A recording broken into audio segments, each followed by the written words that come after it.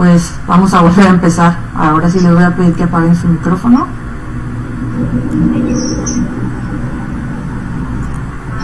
Bueno, perdón por el inconveniente técnico. Les estaba diciendo, bueno, más bien dando la bienvenida a nuestro primer curso de producción de caña de azúcar rentable y sustentable. Como ya les habíamos adelantado en el último seminario, pues en este año vamos a realizar cursos específicamente en los cultivos pues más importantes, ¿no?, del país. Es indudable que la caña de azúcar es uno de los cultivos más importantes que tenemos en México, y bueno, su importancia a nivel mundial, que ya ahorita César nos platicará un poco más, pues es indudable, ¿no? En México tenemos una producción pues en muchas regiones del país. Desgraciadamente la productividad en las distintas regiones es muy desigual. Hay regiones como Morelos que son altamente productivas, y otras regiones, pues por ejemplo como el sur de Veracruz, Chiapas, etcétera, que tienen pues unas productividades menores, ¿no? Entonces nuestro objetivo es pues ayudarlos a los productores a que tengan una mejor producción de caña de azúcar. Como veremos, hay alternativas como el uso de insumos biológicos que les pueden ayudar a combatir plagas y enfermedades, aumentar rendimientos, y bueno, también a disminuir la huella de carbono que desgraciadamente pues dejamos, ¿no?, en la producción de este cultivo. Primero que nada le voy a dar la bienvenida a mi compañero César González. Ya todo el mundo lo conoce, yo creo. Bueno, es el biólogo jefe encargado del área de investigación de Biofábrica Siglo XXI. Y también hoy tenemos al ingeniero Artemio Campos, que nos va a contar su experiencia. Él es productor de caña de azúcar en Morelos, y nos va a contar su experiencia en la producción de este cultivo con el uso de bioinsumos. Buenos días a los dos, gracias por estar con nosotros. Y bueno, pues sin más preámbulo, César, te doy la palabra para que pues comencemos esta charla. Buenos días, muchas gracias, Paula. Entonces voy a compartir la pantalla. Por favor, Ilse, avísame si se ve.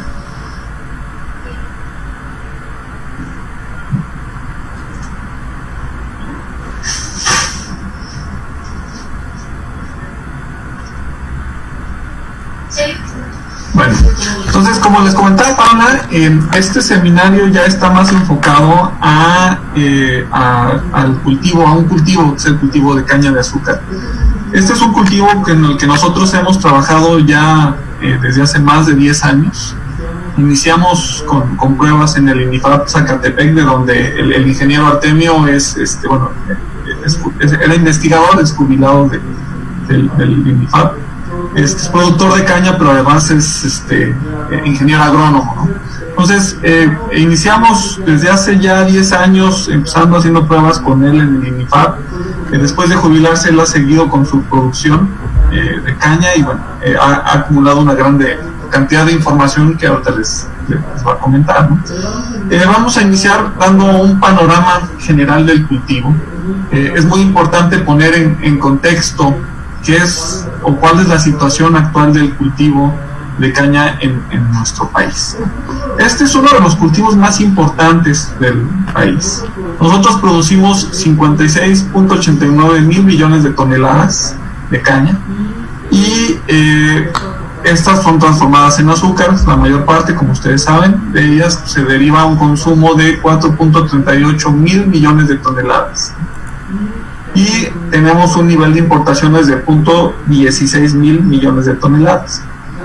Realmente nosotros producimos poco más del 100% del requerimiento que tenemos de este cultivo, y hay una cantidad un poco variable, pero el sobrante que tenemos se exporta principalmente a Estados Unidos y a otros países.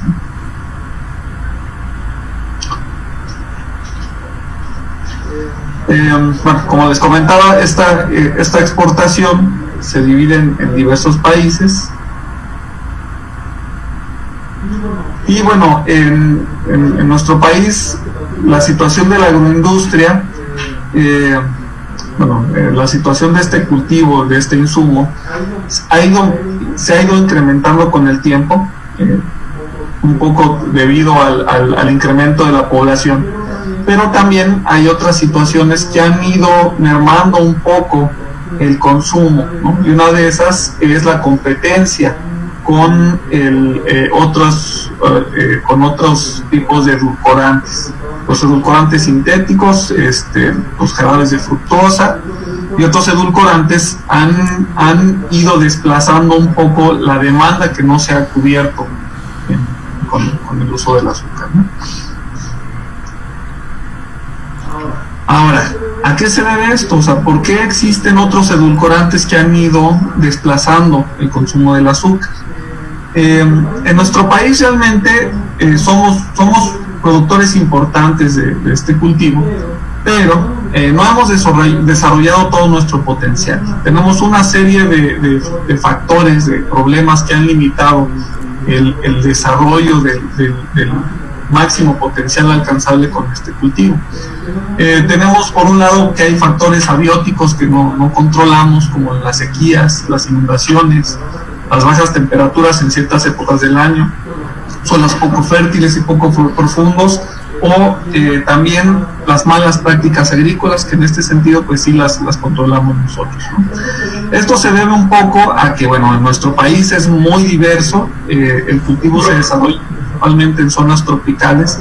Parte de esas zonas están en zonas montañosas o con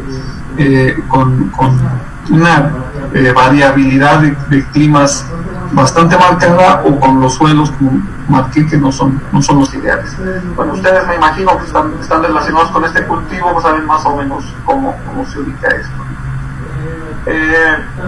También hay factores bióticos que impiden que el cultivo se desarrolle plenamente. Uno pueden ser las malezas, sobre todo en las primeras etapas de cultivo, pueden ser un problema si no son controladas, plagas y enfermedades. Pero el principal problema realmente que tiene la producción en nuestro país es la disponibilidad de agua, ¿no?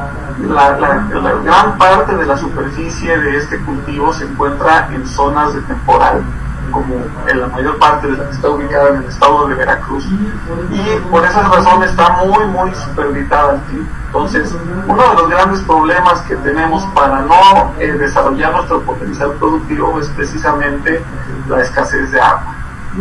Y esto ha provocado realmente que en nuestro país haya bajos rendimientos. Nosotros ocupamos el sexto lugar de producción de caña de azúcar a nivel mundial, pero en cuanto a productividad ocupamos el lugar número 31. Tenemos un rendimiento promedio nacional de 70 toneladas por hectárea. ¿Esto qué nos dice? O sea, realmente somos buenos productores porque tenemos una gran superficie, pero no estamos desarrollando el máximo potencial que tenemos. Tenemos un promedio productivo muy bajo. Obviamente, mucho es en parte por lo que acabamos de comentar, todos los factores bióticos y abióticos que no podemos controlar intervienen sobre este rendimiento, pero también hay otros factores que tienen mucho que ver con las prácticas de cultivo que hemos seguido desde hace muchísimos años. Como contraste, tenemos un país como Guatemala, nuestro vecino, que es muy pequeñito, pero ellos tienen un rendimiento promedio de 120 toneladas por hectárea. Obviamente tienen condiciones muy diferentes, digamos, un poco más constantes, similares a las que podríamos encontrar en estados como Morelos, en donde el rendimiento promedio es de 110 toneladas por hectárea, pero también tiene mucho que ver que ellos ya tienen muchos años enfocados en mejorar su cultivo y han alcanzado grandes niveles de productividad por las prácticas que han implementado, ¿no? ¿Qué significa esto? Pues que nosotros tenemos una gran oportunidad todavía para mejorar el cultivo, para mejorar las condiciones de cultivo.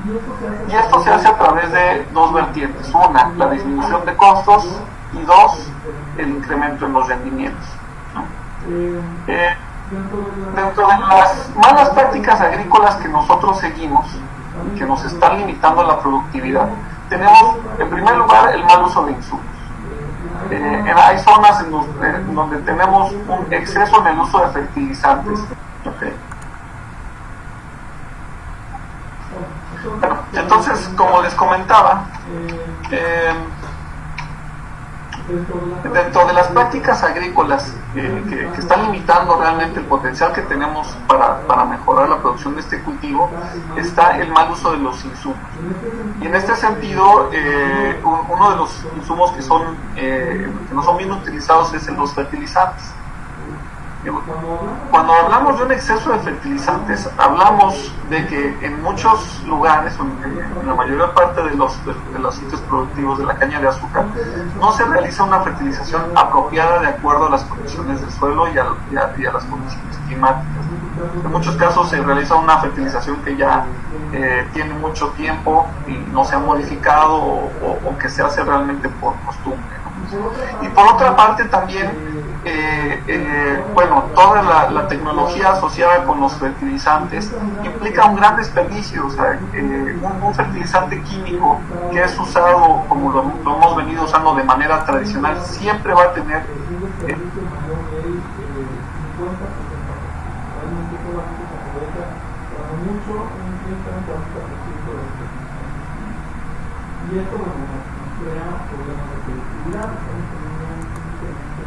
los costos de cultivo, cuando realmente esto no se ve reflejado en el rendimiento que deberíamos tener.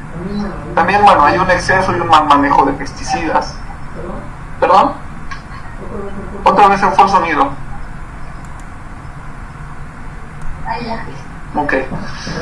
También tenemos un mal manejo en el uso de pesticidas, los cuales no se usan de forma adecuada debido principalmente a la falta de alternativas que nos permitan lidiar con la gran cantidad de plagas y enfermedades que se pueden presentar, y a la falta de ofertas tecnológicas que permitan hacer frente a las plagas que se van haciendo resistentes.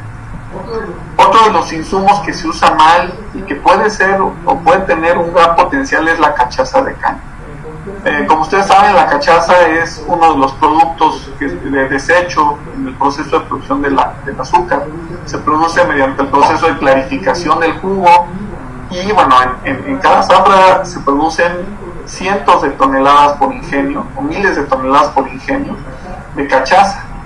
Entonces es uno de los insumos. Ahorita vamos a dar más detalles de qué es lo que está sucediendo con la cachaza. En cuanto a los equipos, en algunas zonas hay un uso intensivo de maquinaria. Este no es tanto problema, pero empieza en las zonas que están ya más industrializadas, empieza a generar problemas de compactación del suelo. Una práctica que está impactando mucho es la quema al corte, que se usa muchísimo en este cultivo, sobre todo porque facilita el corte cuando no se hace de forma mecanizada. En este sentido,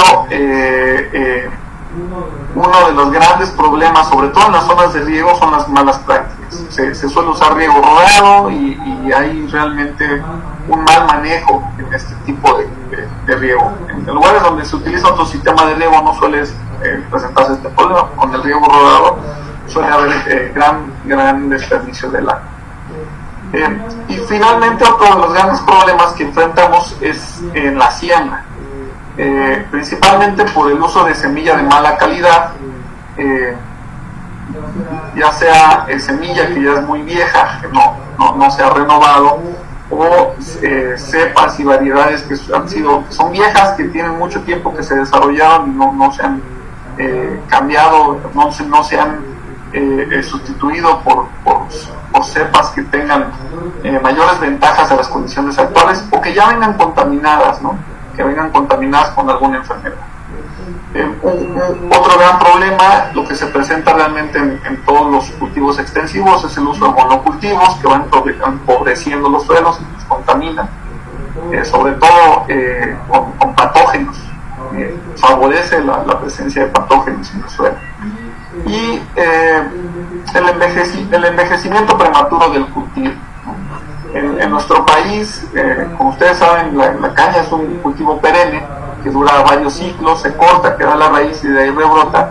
Y en nuestro país el uso promedio de la cepa varía entre 4, 5 años o 6 años y ya deja de ser productivo. Y esto se debe a que la cepa, el cultivo no tiene las condiciones para mantener el vigor a lo largo de todo su ciclo de vida. Bueno, la parte de las plagas y enfermedades la vamos a ver brevemente. Esto amerita un seminario aparte. Pero todos saben que tenemos una gran cantidad de plagas y pestes que tienen una merma importante sobre la productividad, ¿no? Como ya comentamos, esto genera también un problema con el exceso en el uso de pesticidas. Y estas plagas, bueno, se han ido incrementando con el tiempo, y en parte pues por lo que comentábamos de que se han venido manejando las mismas variedades, no hay una innovación en ese sentido. Y también, bueno, por la cuestión de los monocultivos, que también favorecen que las plagas se desarrollen y se vayan fortaleciendo. Toda esta información se las voy a dejar aquí. No vamos a hacer una revisión de todas las plagas y enfermedades que hay. Cada uno ya sabe más o menos qué problemas tiene en su región y algunas formas de combatirlos, pero les vamos a dejar la información en la presentación para que cuando la tengan les pueda ser de utilidad. Viene qué plagas hay, ¿no? Qué especies de microorganismos o de insectos e incluso de vertebrados como los ratones son los que presentan el problema, y cómo se puede prevenir, ¿no? O cómo se puede controlar. Entonces, bueno, este problema de las plagas y enfermedades se ha ido incrementando por las condiciones climáticas, por el uso del monocultivo, pero también porque a medida que nosotros hemos industrializado más este cultivo, hemos disminuido o hemos favorecido el cambio en la microbiota del suelo, el cambio en las condiciones del suelo, que originalmente tenía un equilibrio de microorganismos que servía como sistema inmune de las mismas plantas. A medida que nosotros mantenemos un monocultivo, a medida que nosotros establecemos prácticas más mecanizadas, a medida que incrementamos el uso de fertilizantes, toda la microbiota original, todas las bacterias y los hongos que servían de protección al cultivo en contra de todas estas plagas y enfermedades, pues se han ido perdiendo. Se rompe el equilibrio y se va favoreciendo la llegada de los patógenos.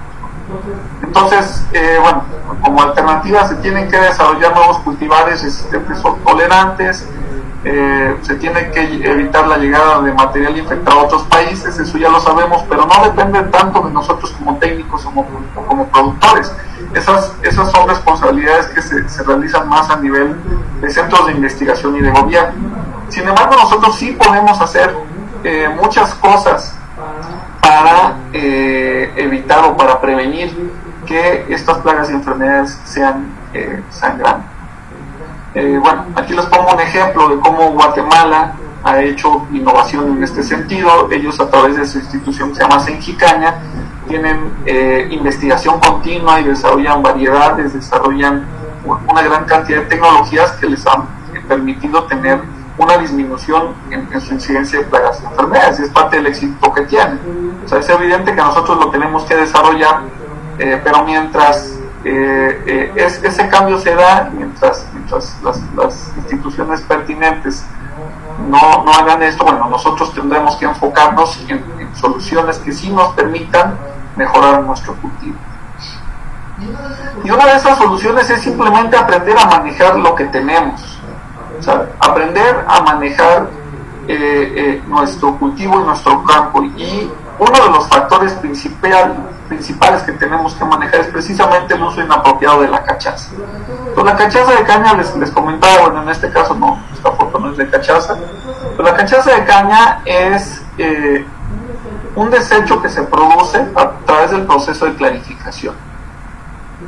Está compuesto principalmente por fibras y azúcares que son retirados del jugo, porque son los que le dan el color café, y en ese sentido, bueno, es parte del proceso de refinamiento. Entonces, esta gran cantidad de cachaza que se produce inicia siendo un problema para el ingenio, porque tiene que deshacerse de ella. Y tiene que deshacerse de ella garantizando que no genere un problema sanitario.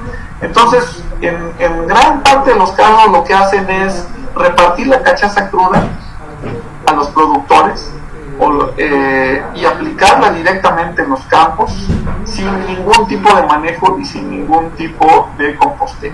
Como es un insumo que tiene una gran cantidad de azúcar, sirve de medio de cultivo para microorganismos, pero que no necesariamente son benéficos.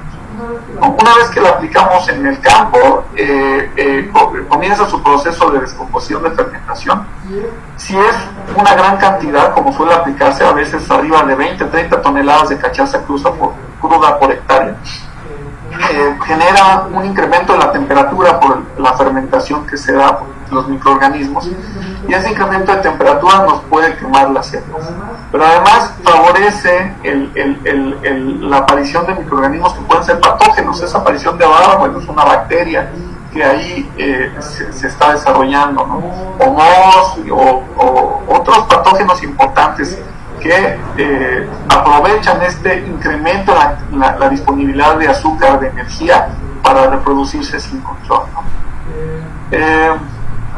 Además, una vez que la aplicamos en el campo, esta cachaza cruda, el proceso de descomposición realizado por los microorganismos descomponedores requiere el uso de nutrientes, requiere nitrógeno, requiere fósforo, potasio, que son robados al cultivo para lograr esta descomposición de la materia orgánica. Entonces, en lo que esa gran cantidad de materia orgánica cruda se descompone, nuestro cultivo está compitiendo con los nutrientes, con esos microorganismos descomponedores, y vemos un efecto negativo inicialmente. Posteriormente, cuando el proceso de descomposición termina, esos nutrientes se pueden liberar y puede haber un efecto positivo, pero en realidad el balance total de nutrientes suele ser menor, y sobre todo en el nitrógeno, porque el nitrógeno tiene la gran desventaja de que es un nutriente que se volatiliza. O sea, el nitrógeno se puede descomponer en gases como el óxido nitroso, el dióxido de nitrógeno o el mismo nitrógeno atmosférico, y regresar a la atmósfera. Y esa descomposición la realizan las bacterias desnitrificantes, se llama. Bueno, para que estas bacterias desnitrificantes realicen esa descomposición necesitan esa energía. Cuando nosotros aplicamos la cachaza cruda, le estamos dando una gran cantidad de energía a las bacterias desnitrificantes, que al mismo tiempo tienen una gran cantidad de fertilizante químico nitrogenado, una gran cantidad de amonio, de nitratos y nitritos, y que terminan usando esta cachaza para comerse ese fertilizante y regresando a la atmósfera. Entonces, el balance general termina siendo una pérdida de nitrógeno. Aunque ganemos un poco de materia orgánica y de otros nutrientes como fósforo y potasio, cuando usamos cachaza cruda sin un adecuado manejo, estamos perdiendo nitrógeno al final del ciclo de cultivo, ¿no? Y obviamente, como son grandes volúmenes, 20, 30, e incluso me han platicado de muchísima más cachaza aplicada por hectárea, bueno, todo eso requiere flete, ¿no? Requiere una gran cantidad de gasto en flete de todos esos camiones que la transportan y la mueven hasta a la parcela, y también un gasto extra en la aplicación. Entonces esto incrementa sustancialmente los costos de cultivo. Normalmente se hace con las siembras, que puede ser una vez cada 4, 5, 6 años, pero aún así este cultivo lo tenemos que ver como un cultivo de varios años de duración, y todo el costo-beneficio que tengamos va a ser la suma de los años que esa cepa se mantuvo activa. Bueno, otro de los grandes problemas del mal manejo del cultivo es el impacto ambiental que tiene. Todo ese fertilizante químico que estamos agregando y que no se aprovecha, que es del 60-70%, no solo es dinero que estamos tirando a la basura, no solo es, no sé, dependiendo de la zona, pueden ser desde 7, 8 mil pesos, de los cuales nuestro cultivo está aprovechando 2, 3 mil pesos, y lo demás lo estamos tirando a la basura. Pero lo estamos tirando a la basura también para contaminar el ambiente. todo el fertilizante químico que no se aprovecha se queda en el ambiente y genera grandes problemas, y entre ellos genera gases de efecto invernadero, que son los que contribuyen al calentamiento global, ¿no? Entonces les decía, por un lado, el exceso de fertilizantes que tenemos llega a todos nuestros cuerpos acuáticos. Ustedes los pueden ver incluso en sus canales de riego, en sus ríos cercanos, como en el pasado, cuando éramos niños, cuando nuestros abuelos cultivaban esos canales de riego, a lo mejor tenían agua transparente, y actualmente no, actualmente tienen el crecimiento desmedido de estas algas que vemos en esta foto, aunque son algas que están eutrofizando el cuerpo acuático. ¿Qué significa la eutrofización? Es cuando estas algas bloquean el paso de la luz solar y rompen toda la cadena alimenticia natural. Enturbian el agua, impiden que la luz solar llegue hasta el fondo, que se produzca el crecimiento natural de las algas que alimentaban a los peces, y obviamente provoca que poco a poco todas estas algas que crecen en desmedida se descompongan ahí mismo en el cuerpo acuático y vayan provocando que estos cuerpos acuáticos se ensucien y se tapen. O sea, toda esa materia orgánica se va acumulando en el fondo hasta que realmente pierde profundidad. Es un problema grave que tenemos ya en todos nuestros cuerpos acuáticos. Ahorita es raro ver un lago, es raro ver un río natural transparente como lo apreciaban nuestros abuelos. Ahorita todos tienen algún nivel de eutrofización. Y como les comentaba, la cuestión del cambio climático, ¿no? Los fertilizantes químicos en general son fertilizantes fabricados de forma sintética, pero requieren una gran cantidad de energía fósil, o sea, producida a través de la quema del carbón o del petróleo, para poderlos sintetizar.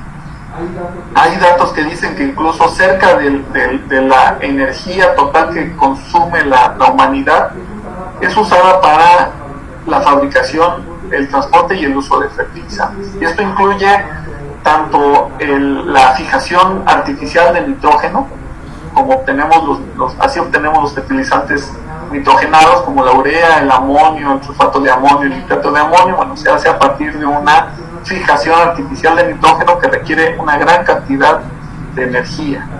También la excavación de minas para obtener roca fosfórica y sacar los fosforados o el potasio y los demás micronutrientes. Todo eso incluye pues la quema de una gran cantidad de combustibles que emite CO2 a la atmósfera, y esto está contribuyendo en gran medida al cambio climático, ¿no? Por ejemplo, cada vez que se produce 1 kilogramo de urea, estamos emitiendo 12.2 kilos de CO2 a la atmósfera, ¿no?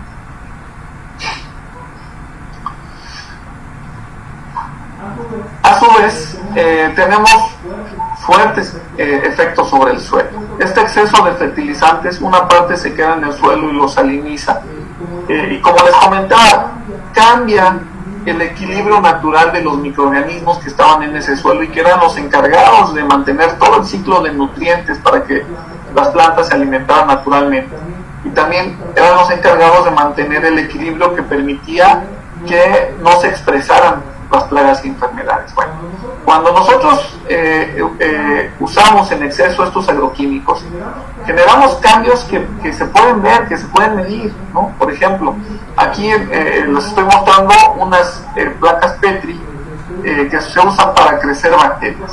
Y cuando tenemos una parcela en donde no tenemos biofertilizantes, que se han usado una gran cantidad de agroquímicos, hay un grupo de bacterias que no crecen, que es las nitrificantes. Esas bacterias nitrificantes se encargan de transformar el amonio en nitratos y nitritos, y esto es necesario para que la planta pueda aprovechar ese nitrógeno. Si no se transforma el amonio en nitratos y nitritos, no puede aprovecharse el nitrógeno por el cultivo. Entonces, bueno, este cambio en la microbiota está afectando también la forma en la que nuestro cultivo aprovecha el fertilizante químico. Bueno, además, el cultivo se está enfrentando a grandes retos, a grandes cambios. En el pasado, el consumo de azúcar era bien visto, era muy demandado, y actualmente ya está sufriendo un cambio. O sea, ya hay un cambio en el etiquetado de los productos que nos está incitando a consumir menos azúcar. Y también hay grandes compañías que ya están solicitando que todo el azúcar que se produzca mediante prácticas sustentables. Ya se está tomando conciencia acerca del daño que está generando el sistema de producción actual. Y este gran daño pues tiene que revertirse, o sea, tiene que frenarse y luego revertirse. Por eso las grandes compañías consumidoras de azúcar están ya empezando a solicitar que sus cultivos sean más sustentables. Y esto se está haciendo mediante intermediarios. Uno de ellos es, por ejemplo, la certificación llamada Bonsucro, ¿no? Que es una plataforma que le da la certificación a la caña de azúcar y al proceso de producción de azúcar, que ya tiene prácticas de sustentabilidad y de desarrollo social, ¿no? Esto es un hecho, ya está ocurriendo. En Guatemala prácticamente ya todas las parcelas de caña tienen la certificación Bonsucro.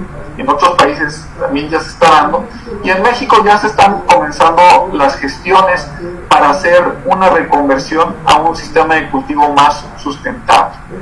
Esto con el fin de reducir las emisiones de gases de efecto invernadero, con el fin de reducir el uso inapropiado de agroquímicos, de mejorar las condiciones de los productores, de mejorar las condiciones de la parcela, de reducir el impacto ambiental que tenemos sobre los alrededores del cultivo.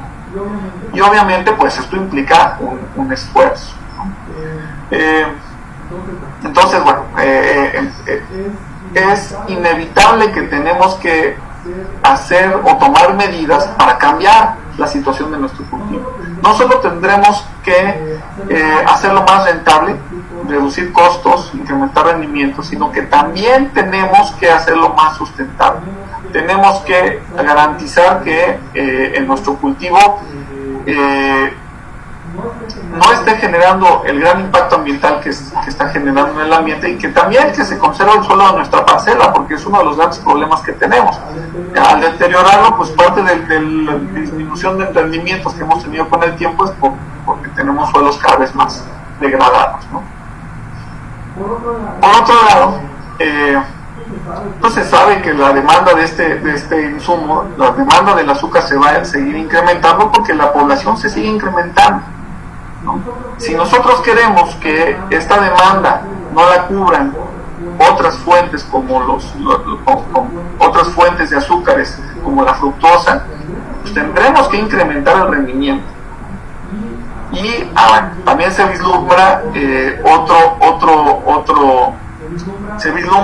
cambio importante, que es la necesidad ya de emplear alternativas energéticas que sean menos contaminantes y sean más sustentables.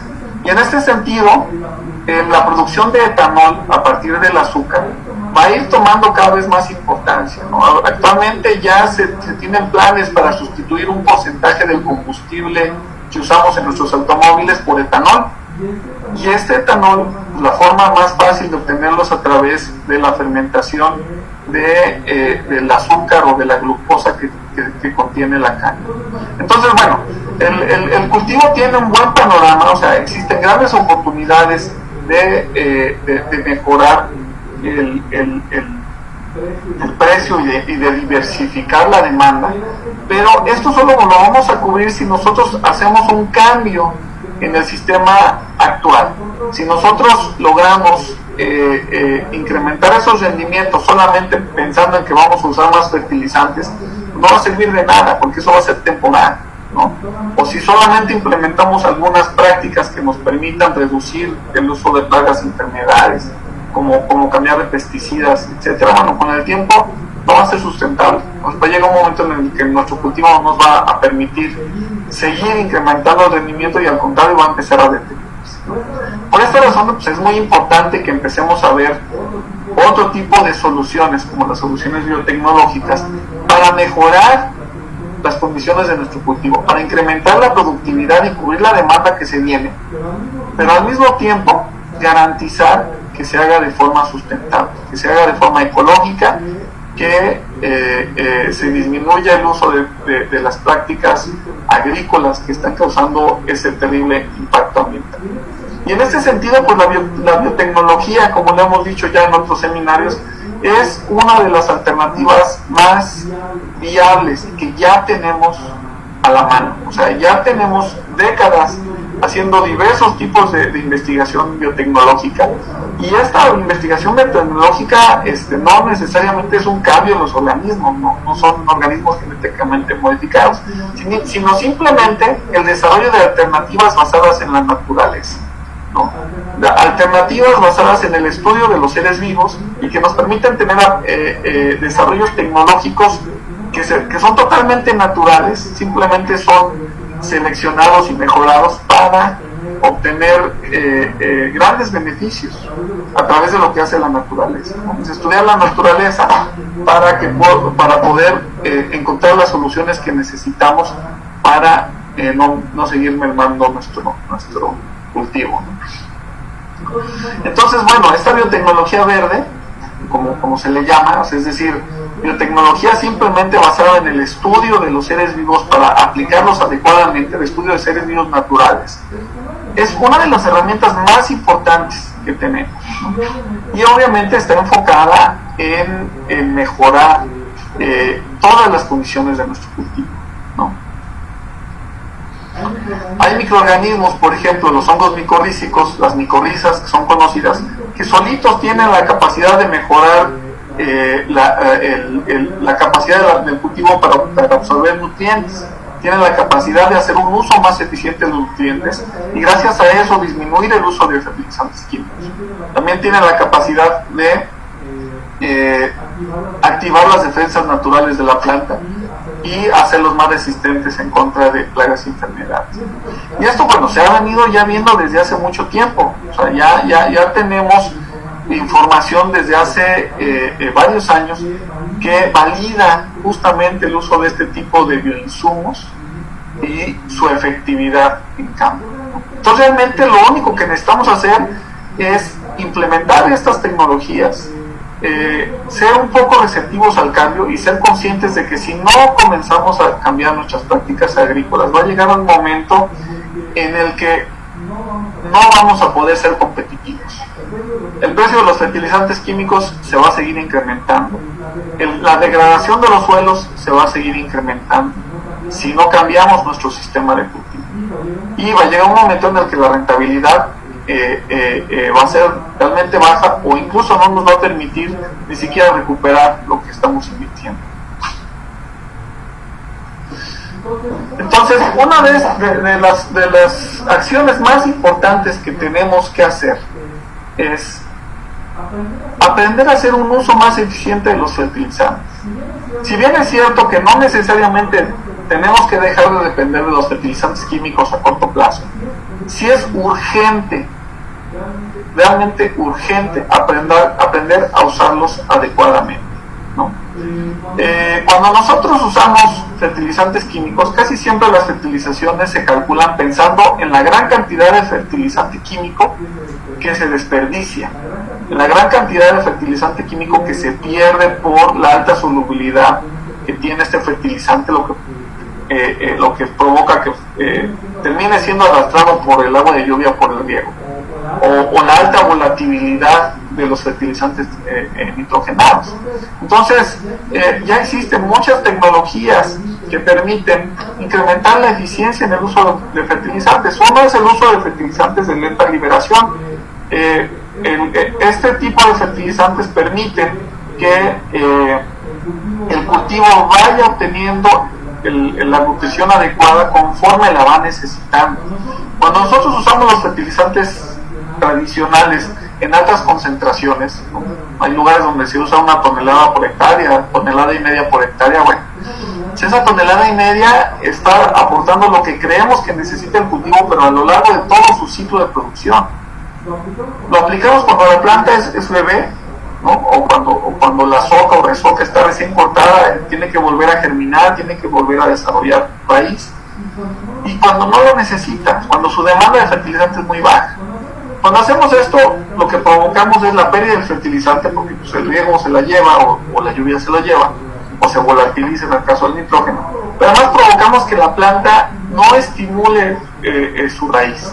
Provocamos que la planta desarrolle una raíz pobre porque tiene todo el fertilizante cerca, tiene todo el fertilizante a la mano, entonces no le invierte la raíz, ni le invierte a los microorganismos que le van a ayudar a aprovechar ese fertilizante. Entonces cuando nosotros, en lugar de usar esas grandes cantidades de fertilizante tradicional, lo cambiamos por un fertilizante de lenta liberación, bueno, reducimos el número de aplicaciones, porque también tiene una reducción de costos, se minimizan las pérdidas, se hace un poco más eficiente y se reduce la necesidad de mano de obra por el uso de maquinaria. Esa es una tecnología que ya existe, ¿no? Que está a la mano. La otra tecnología que está asociada al uso de la biotecnología, al uso de los microorganismos que permiten hacer un uso más eficiente del fertilizante, es el adecuado uso de los recursos regionales. Y con esto en el cultivo de caña me refiero específicamente a la cachaza. En algunos casos, cuando se produce alcohol, puede haber vinaza también, ¿no? Esta cachaza, bueno, ya hablamos de ella al principio, pareciera que es un problema más que una solución, pero no. El problema es el mal manejo que se le da o que se le suele dar en el cultivo. Como ya comentaba, si nosotros la aplicamos cruda directamente al cultivo, calentamos la parcela, estamos metiendo medio de cultivo para patógenos. Siempre que nosotros le damos una fuente de carbono, sobre todo tan rica como esta que tiene azúcar disponible, a los microorganismos nativos o naturales, lo que se va a reproducir primero son los patógenos, porque son anaerobios, porque son de rápido crecimiento, ¿no? Los microorganismos benéficos realmente no se van a ver beneficiados por este incremento en la energía. Entonces, la solución a esto simplemente es hacer un buen manejo, y ese buen manejo implica hacer un composteo previo de la cachaza. Necesitamos realizar un composteo para que los microorganismos adecuados, los descomponedores, primero usen ese exceso de energía para liberar los nutrientes que se contienen en esa cachaza. Y por nutrientes me refiero a nitrógeno, fósforo, potasio, todos los elementos que las plantas necesitan para fabricar su propio alimento. Y bueno, una vez que se realiza esa descomposición, que ya queda la cachaza en forma de materia orgánica, si se realizó un buen manejo, si se hizo de forma aerobia, para que no crezcan ahí microorganismos anaerobios que suelen ser más problemáticos. Bueno, una vez que aplicamos esa composta, podemos tener todo el beneficio de la liberación de nutrientes que venían en esa materia orgánica, todo el beneficio del aporte de una materia orgánica, pero ya descompuesta, ya unificada, ya transformada para mejorar las condiciones físicas, químicas y biológicas del suelo. Si no lo hacemos así, nos va a generar más problemas. Ahora, obviamente, el aporte de microorganismos siempre va a ser adecuado, de microorganismos específicos, biotecnológicos, desarrollados especialmente para el crecimiento del cultivo. Si nosotros esos microorganismos, esos biofertilizantes, los aplicamos en conjunto con una buena fuente de materia orgánica bien composteada, entonces tenemos un efecto sinérgico. Ya es más difícil que entren los patógenos. Los mismos microorganismos benéficos se benefician de esa materia orgánica que estamos aplicando, y solemos tener una respuesta muchísimo mayor aplicando, por ejemplo, 2 toneladas de composta de cachaza con biofertilizantes, que aplicando 20 o 30 toneladas de composta de cachaza cruda más el 100% del fertilizante químico. Nosotros hemos encontrado, y ahorita se los va a comentar el ingeniero Artemio, pero hemos encontrado que podemos reducir hasta un 50% la fertilización química usando solamente 2 toneladas de cachaza composteada más los biofertilizantes. Y esto con incrementos que pueden ir desde un 20% al inicio en una siembra nueva hasta más de un 50% en una soca o resoca de varios años. Y lo hemos visto en distintos lugares. Les vamos a dar un ejemplo de Morelos, pero lo hemos visto en Veracruz, obviamente en cada lugar de acuerdo a su producción y a sus condiciones ambientales, ¿no? Pero bueno, estamos hablando de porcentajes. Tenemos la capacidad para incrementar de forma significativa el porcentaje de rendimientos que obtenemos en nuestro cultivo reduciendo los costos por la reducción en el uso de fertilizantes y mejorando las condiciones físicas, químicas y biológicas del suelo. Pero esto lo tenemos que hacer solamente si hacemos un uso adecuado de los recursos regionales. Entonces, bueno, voy a aprovechar un poquito también para mencionar el problema que se está dando en la agricultura en general, derivados de un mal uso de este tipo de recursos. Se está difundiendo mucho la información errónea que indica que se pueden producir microorganismos de manera artesanal. Ese es otro de los grandes problemas de un mal uso de los recursos regionales. Para que nosotros tengamos un microorganismo benéfico, necesitamos un gran proceso de investigación. O sea, necesitamos tener el aislamiento de una gran cantidad de cepas de microorganismos. Una cepa es como una variedad, ¿no? Así como la caña tiene diferentes variedades y tiene diferentes respuestas, bueno, un microorganismo como Bacillus subtilis tiene diferentes cepas y cada cepa puede funcionar diferente. Entonces, si nosotros no extraemos las cepas adecuadas, y esto es a través de un proceso de selección similar al proceso de selección de una nueva variedad de caña, bueno, lo que vamos a obtener puede ser un microorganismo que es poco eficiente, ¿no? Pero además ese microorganismo requiere ciertas condiciones de luz, de humedad, de temperatura, que no se pueden dar en condiciones artesanales. Se requieren aparatos especiales llamados bioreactores para reproducirlos. Entonces, cuando nosotros creemos que podemos reproducir microorganismos en nuestro patio, en nuestra parcela, sí reproducimos microorganismos, pero son principalmente patógenos. Escherichia coli, la bacteria de las heces fecales, pues es una descomponedora que es campeona y que va a ser la primera que colonice ese tipo de insumos más manejados. Entonces nosotros tenemos que hacer un adecuado manejo de esos insumos. No es conveniente hacer fermentos líquidos. Lo mejor siempre es hacer un composteo de la materia orgánica. Y sí podemos obtener un insumo regional bueno, pero va a ser una composta. Y su principio fundamental por el cual va a funcionar van a ser los nutrientes que contiene esa composta, el nitrógeno, el fósforo, el potasio, que provienen de la descomposición de la materia orgánica. Por el contrario, si nosotros no lo hacemos adecuadamente, lo que va a proliferar son microorganismos patógenos. Entonces hay que tener mucho cuidado con eso. Cuando hacemos un adecuado composteo de la cachaza, la temperatura se eleva por encima de los 70-80 grados centígrados, y esto ayuda a controlar los patógenos. Cuando hacemos un fermento líquido, un biol, hay muchos ejemplos por ahí en internet de fermentos líquidos, realmente ahí no hay un control de temperatura, no hay control de nada, y lo que estamos ahí es provocando la proliferación de patógenos. Bueno, ahora, otro gran problema para este cultivo es la eficiencia en el uso del agua. Y es un gran problema no solo porque bueno, cuando se usa riego rodado se provoca el desperdicio del 60-70% del agua que tenemos disponible en el país, sino que además en las zonas en donde tenemos temporalidad y sobre todo temporalidad variable, la eficiencia del uso del agua también nos permite el aprovechar la poca agua que llega. Entonces, cuando tenemos un adecuado manejo del agua que tenemos disponible, o cuando nuestro cultivo tiene la capacidad de crecer más con la misma agua disponible, estamos haciendo un uso eficiente del agua. Y mejorar este uso eficiente del agua solamente se puede generar a través de dos tipos de tecnologías. Uno son las tecnologías de riego, que pueden mejorar, a diferencia de un riego rodado, el uso eficiente del agua. Y dos, es mejorar las condiciones de nuestro cultivo para que pueda aprovechar los recursos que tiene disponible. Y además mejorar las condiciones del suelo para que se pueda incrementar la capacidad de este suelo para retener el agua, ¿no? Entonces, en este sentido, los microorganismos también desempeñan un papel muy importante, ¿no?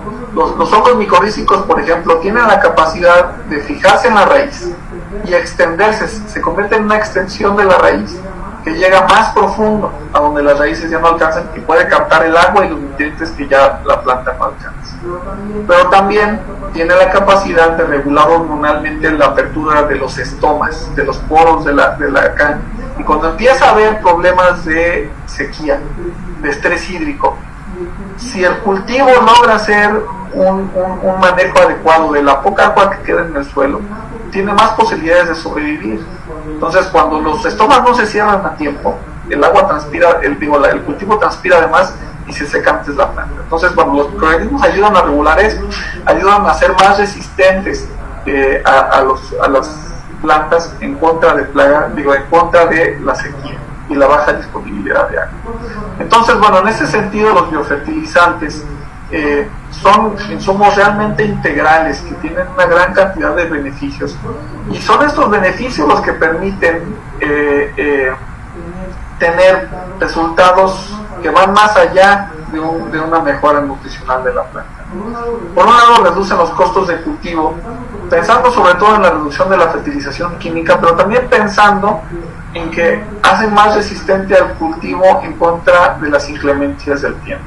Si tenemos sequía, es más probable que sobreviva. Si tenemos fuertes vientos, un cultivo que tiene tallos más anchos, un sistema radicular mejor desarrollado, va a ser más resistente a los vientos, va a ser más fuerte y va a ser más difícil que se acabe.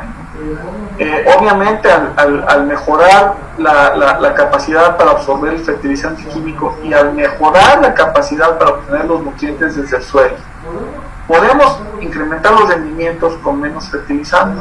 Además, el uso de bacterias fijadoras de nitrógeno, como Suspirium brasiliense, tiene la ventaja de que nos permite obtener nitrógeno gratis a partir de la atmósfera. ¿No? La fijación biológica de nitrógeno es el proceso mediante el cual las plantas siempre han obtenido su nitrógeno. Y esto lo realizan las bacterias, siempre lo han realizado bacterias. Entonces, cuando nosotros no usamos bacterias fijadoras de nitrógeno en nuestro cultivo, bueno, las bacterias que eran naturales se pierden, y además tenemos que las cepas nativas son poco eficientes. Cuando usamos una bacteria fijadora de nitrógeno que es altamente eficiente, como Azospirillum, podemos obtener nitrógeno extra a partir de esta fijación biológica, ¿no? Los microorganismos también tienen la capacidad para mejorar las defensas naturales de la planta, y con esto incrementan la resistencia contra plagas y enfermedades. A lo mejor no van a combatir las plagas y enfermedades, habrá microorganismos que sí lo hagan, como Trichoderma, como Fauveria baseana, ¿no? Como Bacillus thuringiensis. Bueno, en ese sentido, obviamente es mejor emplearlos siempre y cuando sean producidos por una empresa seria. Pero tan solo el biofertilizante va a permitir tener un cultivo más resistente en contra de plagas y enfermedades. También permite mejorar la calidad nutricional de los cultivos. ¿Esto qué significa en caña? Tener más azúcar, ¿no? Mayores grados Brix, un Carbex más alto, es decir, una proporción de azúcar más alta en el cultivo, y esto también tiene un beneficio económico para el productor. Y algo muy importante, los microorganismos son capaces de mejorar las condiciones físicas, químicas y microbiológicas del suelo. Lo vamos a ver un poquito más a detalle, cómo los microorganismos tienen la capacidad para regenerar el suelo, y con estudios realizados directamente en el suelo. Y bueno, otra de las grandes ventajas del uso de estas biotecnologías es que ayudan a combatir el cambio climático. Por un lado, al reducir el uso de fertilizantes, estamos reduciendo las emisiones que se generan cuando los fabricamos, lo que comentamos al principio. Pero también, actualmente sabemos que en el mundo el único sumidero de CO2, de dióxido de carbono, que puede captar ese CO2 y convertirlo en materia orgánica es el suelo. O sea, el suelo es el único sumidero seguro de gases de efecto invernadero, y ese sumidero es gracias a los microorganismos y gracias a los cultivos que tienen la capacidad de capturar ese CO2 y de convertirlo en materia orgánica para mejorar las propiedades físicas, químicas y microbiológicas del suelo. Bueno, cuando nosotros usamos biotecnología, estimulamos el desarrollo de la raíz, y esa raíz es carbono que se está capturando en el suelo. Estimulamos la regeneración del suelo, la formación de agregados que son partículas más grandes en el suelo, la recuperación de la estructura del suelo. y esos agregados pueden proteger el carbono orgánico que tenemos en el suelo. Entonces, cuando nosotros mejoramos las propiedades físicas, químicas y microbiológicas del suelo, y cuando estimulamos el mayor crecimiento de nuestro cultivo y de la raíz del cultivo, que es lo que se va a quedar en la parcela, estamos combatiendo el cambio climático. Y bueno, esta era un poco la idea de dar un panorama general sobre el cultivo y cómo la biotecnología nos ayuda a mejorar la rentabilidad y sustentabilidad del cultivo de caña. Y lo vamos a aterrizar un poquito con una experiencia muy directa, ¿no? El ingeniero Artemio, como les había comentado al inicio, es investigador jubilado del INIFAP, se especializó en trabajar con caña de azúcar durante más de 30 años, ¿no? Hizo grandes aportaciones al cultivo, y ahorita como jubilado en su experiencia como productor, pues ha corroborado la ventaja que obtiene el uso de estos biofertilizantes, ¿no? Pues particularmente vamos a platicarles la experiencia que hemos tenido. Bueno, antes de que Artemio nos platique eso, les voy a poner un breve video con algunas otras experiencias de productores, y estas experiencias ya comentadas por Artemio, más la experiencia de su parcela, nos va a ayudar a aterrizar esta información que ya les di.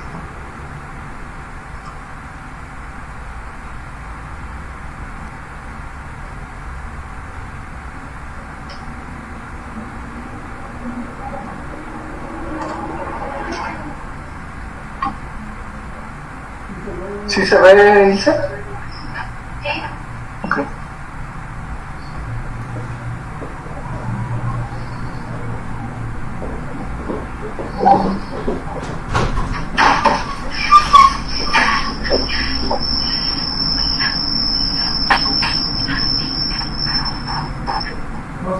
¿No se reproduce?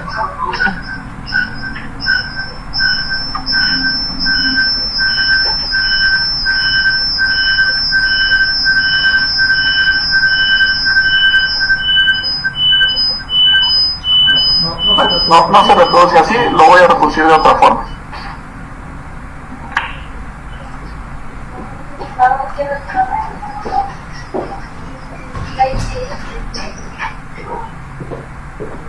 Un momentito.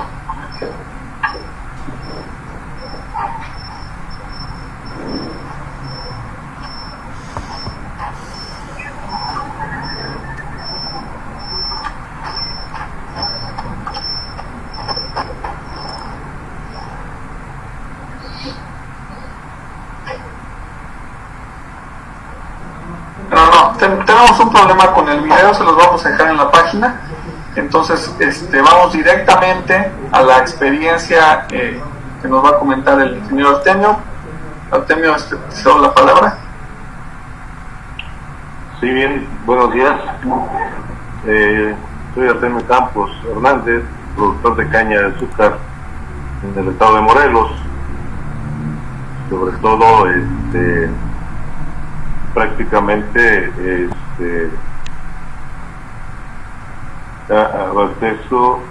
soy abastecedor de caña para el ingenio Emiliano Zapata. Todos sabemos que aquí a nivel nacional, México, el estado de Morelos es uno de los primeros lugares en ser productores de caña. Tenemos rendimientos promedio de 110 toneladas, aun cuando en algunas parcelas llegamos a alcanzar hasta 220 toneladas. Cabe mencionar que, bueno, la superficie que se cultiva con caña de azúcar, tenemos riego por gravedad, aún contamos con ese beneficio que nos da el agua. Todas las parcelas se riegan por riego por gravedad. Bien, la parcela donde hemos dado seguimiento a este trabajo de utilizar los biofertilizantes, a la composta. En el cultivo de caña de azúcar en el estado de Morelos, normalmente se siembra durante se siembra, tenemos planta nueva el primer año y tenemos 3 socas o resocas. Dura 4 años el ciclo de cultivo y posteriormente volteamos para hacer una rotación de cultivo con cualquier otro cultivo, ya sea maíz, ya sea arroz, porque día con día los rendimientos van disminuyendo. Para nosotros en el estado de Morelos, un rendimiento abajo de 80 toneladas para nosotros ya no es rentable. Tenemos que tener rendimientos de 100 a 150 toneladas, 120 toneladas en una soca, en una resoca. Bien, en la parcela que se establecieron los biofertilizantes, micorriza, globus intrarradis y lo que es Azospirillum brasilense, una bacteria, llevamos alrededor de, ya hicimos el 7º corte, hemos hecho un análisis de cómo se vino presentando esto. El primer año, que fue en planta nueva o plantilla que nombramos aquí en el estado de Morelos, tuvimos un rendimiento de 160 toneladas contra el testigo que prácticamente se vino a 130 toneladas. Claro, con esto reduciendo un 50% de la fertilización química. En el estado de Morelos se utiliza 1 tonelada de la fórmula 18.4.53, 180 unidades de nitrógeno, 45 de fósforo y 30 de potasio. ¿Sí? 1 tonelada en plantillas.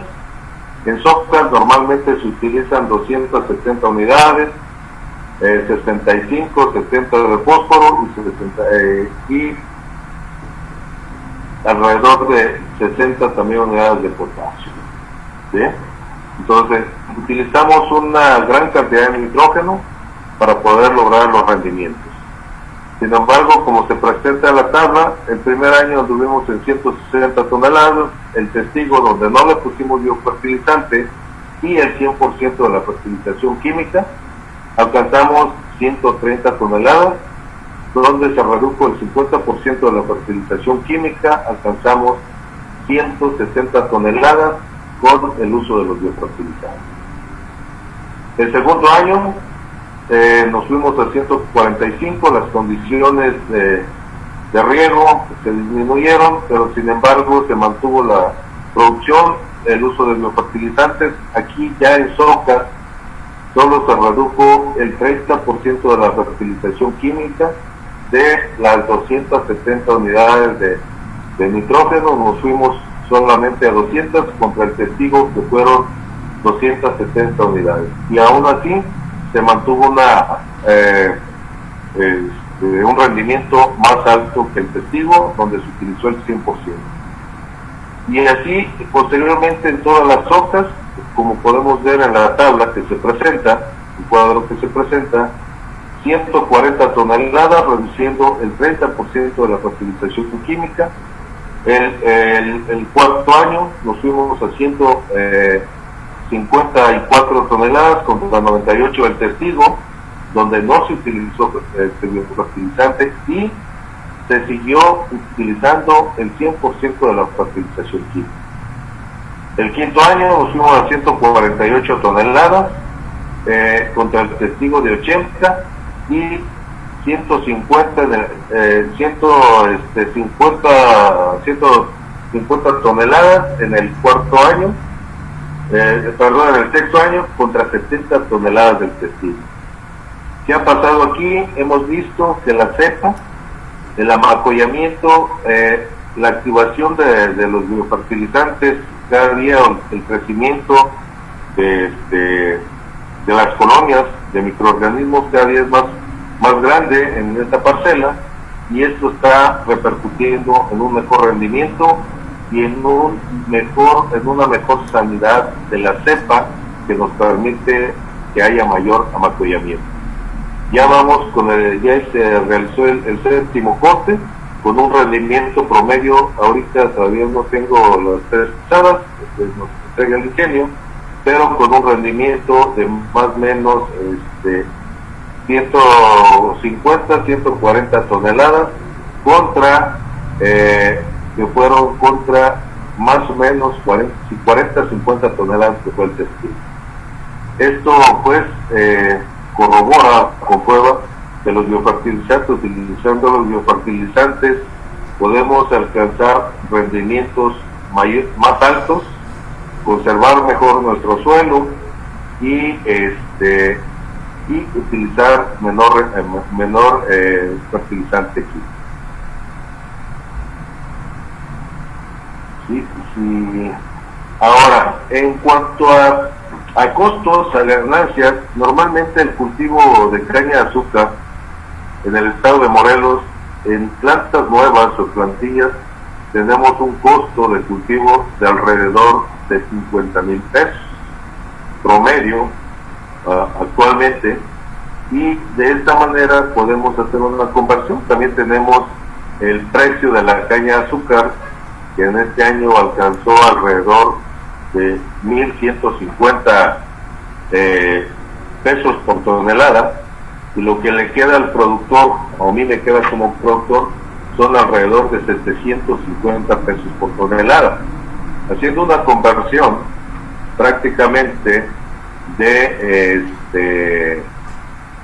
nada más es el año pasado que alcancé yo 150 toneladas por hectárea, tendría un costo alrededor de tendría una ganancia alrededor de 100,000 pesos, y si le quitamos que en socas tenemos 30,000 pesos de costo de cultivo, tengo una ganancia neta prácticamente por hectárea de 70,000 pesos, algo realmente que el productor, el cañero, nos estamos beneficiando considerablemente cuidando este cultivo. Tenemos este año, al parecer, la industria azucarera está creciendo, se está viendo mucha demanda de caña de azúcar, pero tenemos que mejorar nuestros suelos, tenemos que involucrar nuestros organismos al suelo para poder tener ganancias que realmente reditúen a la inversión que estamos realizando. En la tabla se puede presentar el costo, ¿sí?, o la ganancia neta que estamos teniendo por año, y creo que es bastante buena para un productor cañero que pudiera utilizar una agricultura sustentable y rentable aquí en el estado. También tenemos que mencionar que el estado de Morelos alcanza un CAR de alrededor de 140, ¿sí?, 14 puntos, prácticamente son los costos a nivel nacional más altos del cultivo de caña. Con esto está comprobado, estamos comprobando que en el estado de Morelos podemos cambiar nuestra agricultura, hacerla más rentable y más sustentable. Ingeniero, hay una pregunta, sí, continúa y ahorita le preguntamos. Bueno, aquí pueden ver, aun cuando vean la cantidad, no se aprecia muy bien la fotografía, pero bueno, vean el tamaño de tallos que tenemos, un tamaño de tallos molederos, donde se utilizó biofertilizante de alrededor de 2,5 metros, contra donde no se utilizó biofertilizante, que fueron tallos alrededor de 1,5 metros. Sí, perdón, ¿decía Paula? Sí, aquí nos pregunta por el chat de la emisión Francisco Javier Zúñiga: ¿se deben aplicar los biofertilizantes constantemente? A ver si le puede orientar aquí usted cada cuánto los aplica. Bueno, yo normalmente he estado aplicando, y así es la recomendación que me dio Biofábrica, y hemos usado esto con Biofábrica, siglo XXI, hemos estado utilizando después del corte, y es una soja, hay que aplicarlo siempre y cuando haya humedad en el primer riego, hay que aplicarlo solo una vez en todo el ciclo de la caña. Que estamos hablando, iniciamos nosotros con 3 kilos de micorriza y 1 litro de la bacteria, azospirilo, y actualmente hemos visto que nos da mejor rendimiento o mayor eficiencia utilizar 6 kilos de micorriza más 2 litros de la bacteria. Esto lo aplicamos una sola vez en todo el ciclo de desarrollo de la caña de azúcar.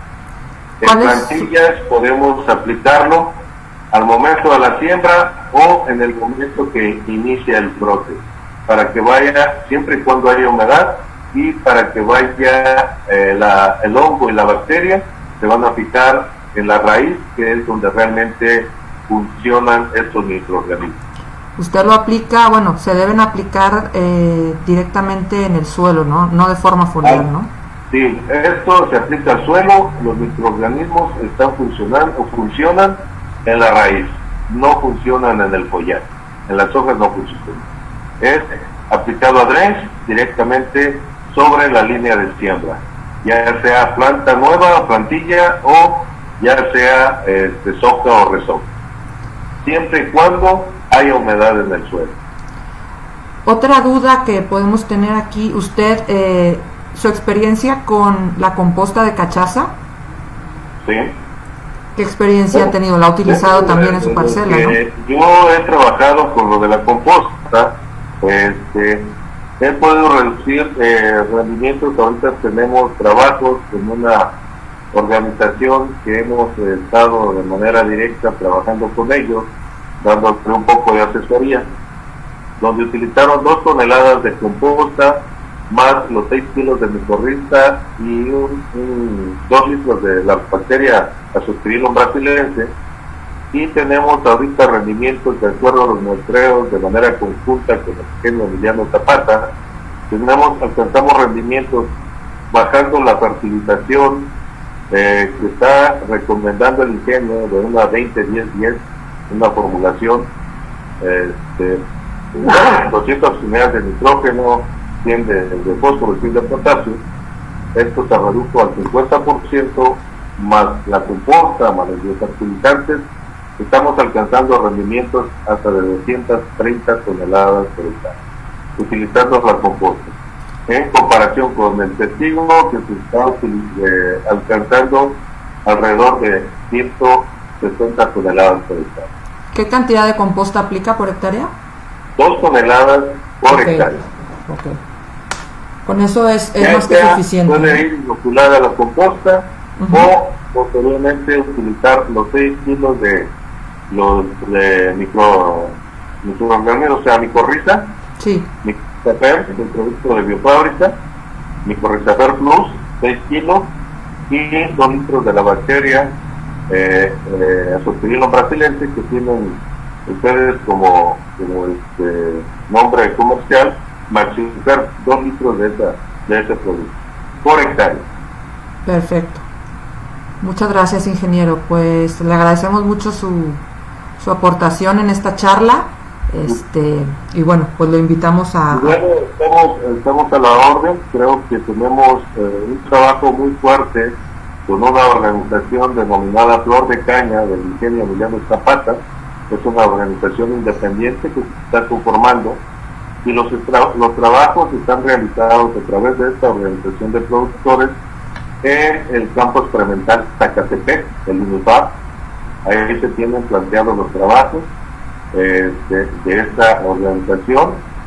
Hay parcelas demostrativas donde han asistido muchos productores de caña de azúcar, ya revisando, checando esta nueva tecnología que están generando estos productores de manera conjunta con ustedes, con Biofábrica Siglo XXI. Sí, de hecho en el video que habíamos preparado, que lamentablemente no hemos podido reproducir, pues teníamos ahí algunos testimonios de agremiados de esta asociación, tanto de Zacatepec como del ingenio Casasano. Pero bueno, se los vamos a dejar a nuestros cibernautas para que pues lo consulten acá en nuestras redes sociales, y a usted pues agradecerle mucho su participación, invitarle a que siga uniéndose a estas charlas próximamente. Y bueno, estamos a la orden por cualquier duda o algún comentario, estamos a la orden. Gracias. César, pues creo que todavía tienes algo por ahí para continuar la charla y después pues te pasaré un par de preguntas que hay ya, cuestiones más de tu área.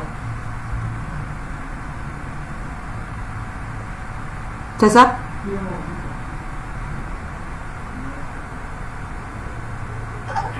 Ya, te escuchamos.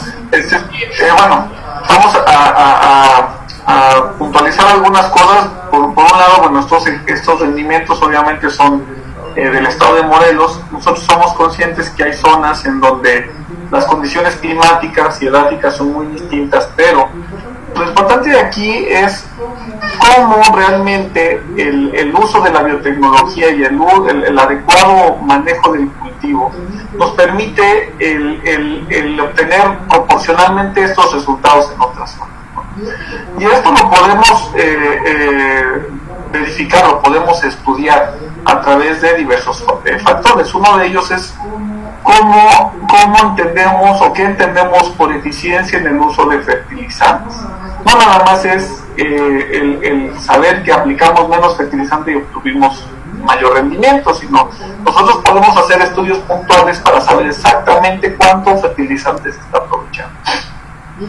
Y este estudio, el que les voy a presentar, lo realizamos justamente en la parcela del ingeniero Artemio. En esta gráfica corresponde al último año de cosecha, en el año 2019, ¿no? Y aquí les mostramos el tratamiento con biofertilizantes y sin biofertilizantes.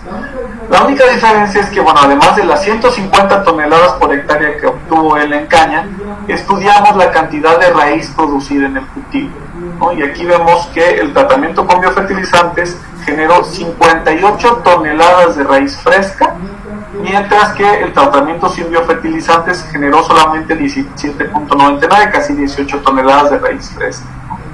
En total son 208 toneladas de biomasa, tomando en cuenta la caña y la raíz, contra 87 toneladas de biomasa. Si tomamos en cuenta que en esta parcela, como comentaba el ingeniero, se usaron 270 unidades de nitrógeno, en la parcela sin biofertilizantes, y en la parcela con biofertilizantes se usó el 30% menos, 200 unidades de nitrógeno. Bueno, aquí ya nos está hablando de que hay una mayor eficiencia. ¿Qué tan alta?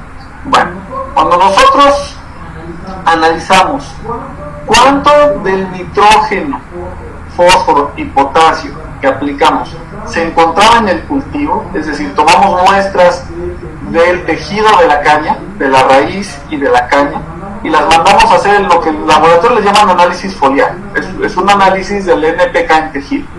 Encontramos que el tratamiento con biofertilizantes fijó 412 kilos de nitrógeno en total, ¿no?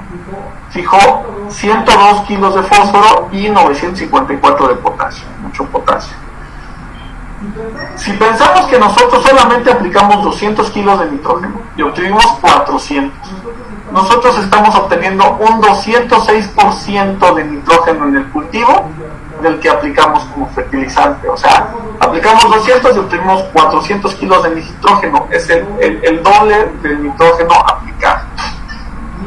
Mientras que sin biofertilizante se aplicaron 270, como habíamos puesto, y solamente el cultivo fijó 169 kilos, tanto en raíz como en caña, de nitrógeno. Solamente el 62% del fertilizante aplicado lo logramos encontrar en el cultivo. Pero aquí hay algo muy importante. ¿De dónde salió el otro 100% extra de nitrógeno que tenemos acá? Si solamente aplicamos 200, ¿de dónde salieron los otros 212 kilos de nitrógeno? Bueno, se obtuvieron a partir de la fijación biológica de nitrógeno que realizó Sospiro, un brasilense, pero también se obtuvieron a partir de un mejor aprovechamiento del nitrógeno que hay en la parcela. Tanto el fertilizante químico, que se aprovechó, digamos, casi en 100%, como el nitrógeno disponible que es natural en las parcelas agrícolas. Cuando vemos el fósforo pasa lo mismo. Aprovechamos el 146% del fósforo aplicado como fertilizante, es decir, 30 kilos más de los que se aplicaron, ¿no? Se aplicaron 70, se obtuvieron 102, ¿De dónde se obtuvieron los 30 kilos extra? A partir de la solubilización de fósforo y de aprovechar fósforo que está en los horizontes más profundos del suelo. Y en el potasio, pues lo mismo, ¿no? O sea, en este caso se aplica muy poquito potasio porque las parcelas tienen naturalmente una gran cantidad de potasio, pero aún así podemos ver cómo los biofertilizantes permiten aprovechar muchísimo más potasio del que se aprovecha naturalmente en el cultivo. Esto es eficiencia en el uso de fertilizantes. Estamos tirando aquí una gran cantidad de nitrógeno, de fósforo y de potasio. Bueno, el potasio no, pero el nitrógeno y fósforo sí, lo estamos tirando a la basura y no estamos tomando en cuenta el nitrógeno y el fósforo que obtuvo el cultivo del suelo, ¿no? O sea, si solo pensamos en el fertilizante ya logramos un desperdicio. Pero si tomamos en cuenta el que existía naturalmente, realmente estamos aprovechando el 30 al 40% del fertilizante, como dice la literatura, ¿no? ¿Estos números qué significa? Bueno, si este productor se gastó como 7,000, 8,000 pesos en fertilización, pues está tirando como mínimo la mitad, 4,000 pesos que se están yendo a la basura y que se están yendo en forma de contaminantes. Todo el fertilizante que se desperdicia, pues se va a contaminar el suelo y el agua, como ya habíamos dicho, ¿no? Ahora, también habíamos dicho que se promueve la regeneración de las propiedades químicas, físicas y microbiológicas del suelo.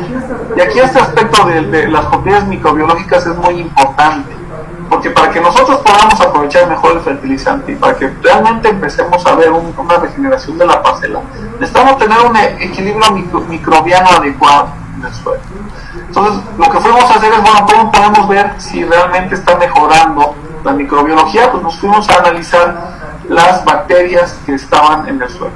Entonces, analizamos la diversidad de bacterias cultivables totales y su abundancia y vimos que con 6 años de uso de biofertilizantes incrementamos ambas, ¿no? De 33 morfoespecies bacterianas cultivables totales a 19 sin biofertilizante, y duplicamos la abundancia de bacterias. ¿Por qué sucede eso? Nosotros solo estamos aplicando una bacteria y un hongo, ¿no? Aspergillus basilensis y hongos micorrízicos arbusculares. Pues, lo que sucede es que estamos estimulando, como ya se vio, el crecimiento de la raíz. Estamos estimulando un cultivo más grande, y ese cultivo, que es más grande, que tiene más nutrientes, también le da más comida al suelo, o sea, también produce más exudados en la raíz, y este exceso de comida atrae a otros microorganismos que son benéficos, ¿no? Y este exceso de microorganismos, o esta recuperación de microorganismos benéficos, también le hace más difícil a los patógenos el establecerse en los cultivos. Y otro de los parámetros que se evalúa, pues, es la captura de carbono, lo que hablábamos al inicio, cómo podemos realmente mitigar el cambio climático a través de la captura de carbono en nuestra parcela. Y esto lo medimos, o sea, lo hemos medido, como en una parcela en este caso es una parcela de café, ¿no? Con 5 años de uso de biofertilizantes contra una parcela de café biofertilizada del 2018 a 2019, vemos un incremento en las fracciones de ácidos húmicos y fúlvicos. Los ácidos húmicos y fúlvicos son fracciones de materia orgánica, pero además es recalcitrante, es decir, ya no se descompone tan fácilmente, permanecen muchos años en el suelo, y no solo están ahí para mejorar las capacidades físicas y químicas del suelo, sino que también son reserva de carbono. Toda la materia orgánica tiene carbono. Entonces vemos cómo se incrementan con el uso de biofertilizantes. Aquí en el verde oscuro vemos con biofertilizantes y el testigo es el verde claro. En todos los casos se incrementan sustancialmente, bueno, salvo el carbono en ácidos fúlvicos, que con un año no se vio realmente gran diferencia, pero sí con 5 años de uso de biofertilizantes sí se incrementan los ácidos húmicos y fúlvicos. ¿Qué significa? Que además tenemos un efecto acumulativo, o sea, no nada más es el efecto inmediato sobre el rendimiento, sobre la disminución en el uso de fertilizantes químicos, sino tenemos un efecto acumulativo sobre las propiedades físicas, químicas y biológicas del suelo. Y este efecto acumulativo nos va a permitir incrementar nuestro rendimiento cada año, ¿no? Y es una de las razones por las que en el último año, en la parcela del ingeniero Artemio, tenemos una diferencia tan contrastante en rendimientos, 70 toneladas contra 150. Eso se debe a que estamos mejorando todas las condiciones. Y finalmente, bueno, es otro fuente de carbono. Las huminas también se incrementó. Estas huminas son las que tardan más tiempo en descomponerse. Y el carbono recalcitrante total. O sea, estamos incrementando en 1.5 toneladas de carbono con el uso de biofertilizantes después de 6 años. Entonces ese carbono que estamos fijando ahí es para mitigar el cambio climático. Y esto lo vemos también en la biomasa microbiana, que se triplica, es decir, el triple de microbios totales que tenemos, ¿no? Entonces, bueno, esto lo podemos ver realmente en cualquier parcela. Retomando un poco la pregunta que se había hecho, ¿se tiene que aplicar cada año? Sí, porque cuando tenemos un producto biotecnológico es como tener un cultivo, ¿no? Si nosotros sembramos caña y dejamos ahí la caña, al siguiente año va a volver a nacer, pero si no quitamos las malezas van a empezar a brotar malezas. Si no le hacemos nada, al tercer año va a volver a brotar, pero va a haber más malezas todavía. Y al quinto, sexto año van a ser más las malezas que la caña. Bueno, eso pasa con los microorganismos. Si nosotros no aplicamos cada año, la población de los biofertilizantes se disminuye en el suelo, porque se van equilibrando las poblaciones. Permanece ahí, pero las poblaciones de los nativos, que no son tan buenas o que no son tan eficientes, van a ir mermando las de los biofertilizantes. Entonces tenemos que estar aplicando cada año para mantener alta la población del biofertilizante y mantener el efecto que nosotros estamos buscando, así como cada año tenemos que estar deshiervando nuestro cultivo. Entonces, bueno, con esto finalizamos.